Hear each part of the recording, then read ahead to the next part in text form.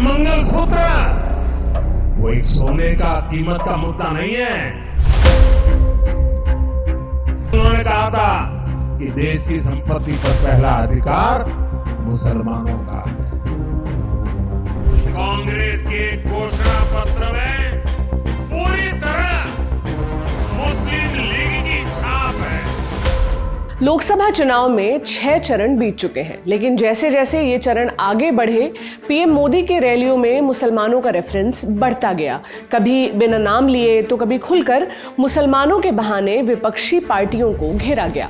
ज्यादा बच्चे पैदा करने वाले लोग, कांग्रेस मंगलसूत्र छीन लेगी, वोट जिहाद जैसे बयान दिए गए। पीएम मोदी लोगों के मन में लगातार ये बात बैठाने की कोशिश कर रहे हैं कि कांग्रेस मुस्लिम आरक्षण के पक्ष में है, जबकि आंध्र प्रदेश में बीजेपी की ही सहयोगी टीडीपी ने मुस्लिम आरक्षण का वादा किया है। इस पर कोई कुछ नहीं कहता। एक्सपर्ट्स इसे मुस्लिम फैक्टर कहते हैं। उत्तर प्रदेश, पश्चिम बंगाल, बिहार और महाराष्ट्र ये वो राज्य हैं जहां बीजेपी को क्षेत्रीय पार्टियों से कड़ी टक्कर मिल रही है। दूसरी तरफ ये वो राज्य भी हैं जहां आबादी में मुस्लिमों की हिस्सेदारी सबसे ज्यादा है। तो ऐसे में मुस्लिम वोटर्स ये तय करने में अहम होंगे कि बीजेपी लगातार तीसरी बार सत्ता में आती है या नहीं, या आएगी तो कितनी मजबूती के साथ। इस हफ्ते कवर स्टोरी में बात इस सवाल पर कि किधर जाएंगे मुसलमान। नमस्ते, मेरा नाम प्रतीक्षा है और आप देख रहे हैं इंडिया टुडे हिंदी। एक सवाल बहुत आम है कि मुस्लिम मतदाता क्यों इतने अहम हैं। इसके 2 फैक्टर हैं। पहला तो ये कि संख्या के लिहाज से कई सीटों पर प्रभाव है, और दूसरा मुस्लिम मतदाताओं की एकजुटता। मतलब इन्होंने एकजुट होकर जिसे वोट दिया, समझिए उसकी नैया पार हो गई। बात करते हैं संख्या की। 12 राज्यों और 2 केंद्र शासित प्रदेशों में मुस्लिमों की आबादी कम से कम 20% है, जो 86 सीटों के नतीजों पर प्रभाव डालती है। इसको और ब्रेक करके देखें तो उत्तर प्रदेश में ऐसी 23 सीटें हैं, पश्चिम बंगाल में 22, बिहार में 8, केरल में 8, असम में 7, जम्मू कश्मीर में 5, कर्नाटक, झारखंड और तेलंगाना में 2-2 सीटें, हरियाणा, दिल्ली, उत्तराखंड, लद्दाख और लक्षद्वीप में 1-1 सीटें ऐसी हैं जहां मुस्लिम वोटर्स काफी संख्या में हैं। इसमें भी 16 सीटें ऐसी हैं जहां मुस्लिमों की आबादी 50% या इससे ज्यादा है। राजनीतिक दल अक्सर मुस्लिम वोटर्स को इस धारणा के तहत निशाना बनाते हैं कि वे देश भर में किसी विशेष पार्टी के लिए एकजुट मतदान करते हैं, लेकिन आंकड़े इस धारणा से मेल नहीं खाते। चुनावी आंकड़ों से पता चलता है कि पिछले कुछ चुनावों में हिंदू वोट बीजेपी के पक्ष में गोलबंद हुए, लेकिन मुस्लिम वोट कांग्रेस और मजबूत क्षेत्रीय दलों के बीच बंट गए। उदाहरण के लिए उत्तर प्रदेश को देख सकते हैं, जहां 23 सीटें ऐसी हैं जहां मुस्लिम आबादी कम से कम 20% है, और इनमें से 7 सीटों पर तो 40% से ज्यादा है। लेकिन 2009 में इनमें से 7 सीटें सपा के पास, 7 कांग्रेस, 4 बसपा, 3 बीजेपी और 2 आरएलडी के खाते में गई। 2014 में जब हिंदू वोट बीजेपी के पक्ष में एकजुट हो गए, लेकिन मुस्लिम वोटों में बिखराव रहा, जिससे 22 सीटों पर बीजेपी को जीत मिल गई। इन सीटों में रामपुर और संभल भी हैं, जहां कुल आबादी में मुसलमान 50% से ज्यादा है। जबकि 2019 में सपा और बसपा ने गठबंधन में चुनाव लड़ा, तब भी मुसलमानों ने कुछ खास एकजुट होकर वोट नहीं दिया। भाजपा को इन 23 सीटों में से केवल 7 गंवानी पड़ी। ऐसे में सवाल है कि क्या इस बार मुस्लिम वोटर्स एकजुट हैं? इस बार जो मुस्लिम वोटर्स हैं उनमें किसी तरीके का कोई विभाजन होगा, और क्योंकि एक चीज देखने में आ रही है कि मुस्लिम वोटर्स ने और मुस्लिम समाज ने यह तय किया है कि जो भारतीय जनता पार्टी को हराती हुई दिखेगी उसको पूरा वोट एक मुश्त पड़ेगा। लेकिन 2014-2019 की तुलना में एक फर्क आया है। वो फर्क ये है कि इस बार कांग्रेस के प्रति उनके मन में ज्यादा मोह है, और उन्होंने ये भी रियलाइज कर लिया कि कुछ ऐसी पॉलिटिकल पार्टीज है जो मुसलमानों के नाम पे उनसे वोट मांगती हैं, लेकिन दरअसल वो भारतीय जनता पार्टी की भूमिका को अदा करती हैं, और उनके लिए वो वोट कटवा की भूमिका निभाती, ताकि मुस्लिम वोटर बट जाए और जो बीजेपी को मदद मिले। इसलिए अगर आप देखिए तो इस बार ओवैसी की भूमिका हैदराबाद के बाहर बहुत कम है। तो ऐसी तमाम राजनीतिक पार्टियों को रिजेक्ट कर रहे हैं, और खुद समाज का दबाव उनके ऊपर है कि आप इस तरीके के पॉलिटिक्स मत करिए जिससे कि बीजेपी को फायदा हो। भाजपा ने 2019 में मुस्लिम वोटर्स से कम समर्थन के बावजूद जिन मुस्लिम बहुल 86 सीटों की हम बात कर रहे हैं उनमें से 36 पर जीत हासिल की, जो 2014 के मुकाबले महज 2 कम है। लेकिन 2024 में मामला कुछ अलग हो सकता है। चुनावों से ठीक पहले सीएए के नियम नोटिफाई किए गए, एनआरसी का मुद्दा, गौ तस्करी के आरोपों में मॉब लिंचिंग, मदरसे बंद करने के मामले और बुलडोजर जस्टिस जैसी चीजों ने समुदाय के प्रति भेदभाव की भावना को बढ़ावा दिया है। एक्सपर्ट्स का मानना है कि इन्हीं कारणों से इस बार मुस्लिम वोटर्स गोलबंद हो सकते हैं। रिपोर्टों से पता चलता है कि मुसलमान रणनीतिक मतदान करने की कोशिश कर रहे हैं और उनके वजूद का खतरा उन्हें ऐसा करने के लिए प्रेरित कर रहा है। 2019 के लोकसभा चुनावों के बाद से एक पैटर्न दिख रहा है कि मुस्लिम वोटर्स अब एकजुट होने लगे हैं। CSDS के सर्वे से पता चलता है कि 2020 के बिहार चुनाव में 77% मुसलमानों ने महागठबंधन को, 2021 के बंगाल चुनाव में 75% मुसलमानों ने TMC को और 2022 के यूपी चुनाव में 79% मुसलमानों ने सपा को वोट दिया। ये समुदाय घिरा हुआ महसूस कर रहा है और भाजपा को सत्ता से बाहर रखना उनके लिए गंभीर राजनीतिक लक्ष्य है। भाजपा को हराने के इरादे से उनके गोलबंद होकर मतदान करने की संभावना है। मुस्लिम मतदाता अहम है, इसमें कोई दो राय नहीं है। लेकिन अब बात करते हैं कि विपक्ष उन्हें लुभाने के लिए क्या कर रहा है। विपक्षी खेमा मुस्लिम वोटों को गठबंधन या उनसे जुड़े प्रमुख मुद्दों पर गोलबंद करने में जुटा हुआ है। उत्तर प्रदेश में राहुल गांधी ने मोहब्बत की दुकान के नैरेटिव को बीजेपी के कथित सांप्रदायिक एजेंडे की कार्ड के रूप में पेश किया है।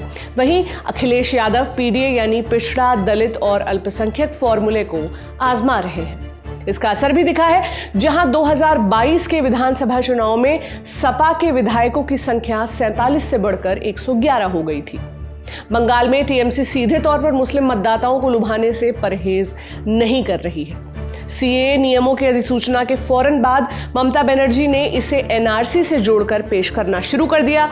उन्होंने दावा किया कि ये मुसलमानों को डिटेंशन सेंटर्स में भेजने की चाल है। ममता ने यह वादा भी किया कि अगर वो केंद्र में सत्ता में आई तो CAA और NRC खत्म कर देंगी और UCC लागू होने से रोक देंगी। केरल में लेफ्ट और कांग्रेस ने राज्य के 26% मुसलमानों को लुभाने के लिए भाजपा विरोधी कार्ड का इस्तेमाल किया है। विपक्षी दलों को कश्मीर में भी मुस्लिम बहुल इलाकों में जीत का भरोसा है। बिहार में RJD, कांग्रेस और लेफ्ट का महागठबंधन भी मुस्लिम वोटों के एकजुट होने पर भरोसा कर रहा है, जो अब तक RJD, कांग्रेस और JDU के बीच बढ़ते रहे। एक्सपर्ट्स मुसलमानों के लिए आरक्षण की लालू की मांग को कोई जबान फिसलने की घटना नहीं मानते। लालू की पार्टी एक मजबूत MY यानी मुस्लिम यादव वोट बैंक बनाने की कोशिश कर रही है। महागठबंधन को उम्मीद है कि मुसलमानों के एकजुट मतदान से उन्हें बिहार की वे सभी 8 सीटें जीतने में मदद मिलेगी, जहां मुस्लिम आबादी कम से कम 20% है। इनमें से 7 सीटों पर फिलहाल NDA का कब्जा है। राजनीतिक उथल पुथल की वजह से महाराष्ट्र पर भी नजरें टिकी हैं। उद्धव ठाकरे वाली शिवसेना पर एक्सपर्ट्स दांव लगा रहे हैं, क्योंकि इसे ही बीजेपी का मुकाबला करने के लिए सबसे बेहतर स्थिति में माना जा रहा है। विपक्ष का एक गठबंधन है जिसको इंडिया गठबंधन कह रहे हैं, और इन्होंने अपने आप को भारतीय जनता पार्टी के खिलाफ एक विकल्प के तौर पर पेश करने की कोशिश की है। तो जहां कहीं भी इंडिया गठबंधन के लोग हैं और वो जीतने की स्थिति में है या बीजेपी को हराने की स्थिति में है, वहां पर मुस्लिम मतदाता उनके साथ खड़ा हुआ है। बंगाल के अंदर जो बीजेपी को हराती हुई दिखाई पड़ती है वो है तृणमूल कांग्रेस। वहां कांग्रेस और लेफ्ट की भूमिका बहुत कमजोर है, तो वो TMC के साथ जाएंगे, लेकिन जो 1-2 कॉन्स्टिट्यूएंसीज है जहां कांग्रेस पार्टी मजबूत है, वहां पर वो तृणमूल की जगह पे भी कांग्रेस को वोट देते हुए दिखाई पड़ सकती है। इसी तरीके से अगर आप कर्नाटक के अंदर जाएंगे तो वहाँ कांग्रेस पार्टी बहुत मजबूत है। अगर आप तेलंगाना जाएंगे तो वहाँ कांग्रेस पार्टी मजबूत है, तो वो BRS को वोट ना देके वो कांग्रेस के साथ जाना पसंद करेंगे। तो इस तरीके से जहां कहीं भी इंडिया गठबंधन के साथी मजबूत है, बीजेपी को हराते हुए दिख रहे हैं, मुस्लिम वोटर उनके साथ जाएगा। अब वो चाहे तृणमूल कांग्रेस हो या फिर कांग्रेस हो या फिर समाजवादी पार्टी या फिर RJD। हालांकि एक चीज पर ध्यान देना होगा कि कांग्रेस ने न्याय पत्र में एक बार भी मुस्लिम शब्द का जिक्र नहीं किया है। उसने मुस्लिम उम्मीदवारों की संख्या भी 2019 में 35 से घटाकर इस बार 19 कर दी है। इसकी एक वजह यह भी है कि वह 421 सीटों के मुकाबले इस बार सिर्फ 330 सीटों पर ही लड़ रही है। मुस्लिमों को असहज करने वाली बयानबाजी से क्या ये मान लें कि बीजेपी ने मुस्लिम वोटों से पूरी तरह किनारा कर लिया है? जवाब है नहीं। CSDS के एसोसिएट प्रोफेसर हिलाल अहमद कहते हैं कि बीजेपी ने दोहरी रणनीति अपनाई है। पहला, अपने मूल वोट आधार को बनाए रखने के लिए मुसलमानों के खिलाफ परोक्ष तरीके से बयानबाजी करना, और दूसरा, सोशल वेलफेयर स्कीम्स और विकास के साथ मुस्लिम आबादी को लुभाना। उत्तरी राज्यों में 3 योजनाओं, प्रधानमंत्री उज्ज्वला योजना, प्रधानमंत्री गरीब कल्याण अन्न योजना और PM आवास योजना के जरिए मुसलमानों के बीच खासी पैठ बनाई गई है। ये मुस्लिम मतदाताओं के बीच भाजपा विरोधी मतदान को बेअसर करने की प्रक्रिया का हिस्सा है। बीजेपी की सबसे बड़ी कोशिश सामाजिक रूप से पिछड़े मुसलमानों के बीच जगह बनाने की है, जिन्हें सामूहिक रूप से पसमानदा के रूप में जाना जाता है। ये कुल मुस्लिम आबादी का लगभग 57% है। PM मोदी ने 2022 में हैदराबाद में बीजेपी की राष्ट्रीय कार्यकारिणी की बैठक में कार्यकर्ताओं से पसमानदा मुसलमानों तक पहुंच बनाने के लिए कहा था। तब से पार्टी ने पसमानदा लोगों के साथ जुड़ने के लिए कई कदम उठाए हैं। मिसाल के तौर पर बीजेपी ने केरल के मलप्पुरम लोकसभा निर्वाचन क्षेत्र से M अब्दुल सलाम को मैदान में उतारा है, जो 2024 में पार्टी के एकमात्र मुस्लिम उम्मीदवार हैं। अलीगढ़ मुस्लिम यूनिवर्सिटी के पूर्व वाइस चांसलर तारिक मंसूर को चुनाव घोषणा पत्र समिति में नामित किया है, और दिल्ली UP के नगर निगम चुनावों में कई पसमानदा मुस्लिम उम्मीदवारों को मैदान में उतारा। इसके अलावा पार्टी ने मुसलमानों से जुड़ने और CAA तथा NRC जैसे विवादास्पद मुद्दों के बारे में उनके डर को कम करने के लिए संवाद, स्नेह यात्रा, कौमी चौपाल, शुक्रिया मोदी भाईजान जैसे कई आउटरीच कार्यक्रम शुरू किए। शिक्षकों, उद्यमियों, मौलवियों और रिटायर्ड सरकारी कर्मचारियों के साथ 25,000 से ज्यादा मुसलमानों को मोदी मित्र के रूप में सूचीबद्ध किया है। इनका काम ये प्रचार करना है कि भाजपा सरकार के सामाजिक आर्थिक उपायों से मुसलमानों को कैसे फायदा हो रहा है। हालांकि ऐसा नहीं है कि बीजेपी के लिए पसमानदा मुसलमान की राह भी इतनी आसान है।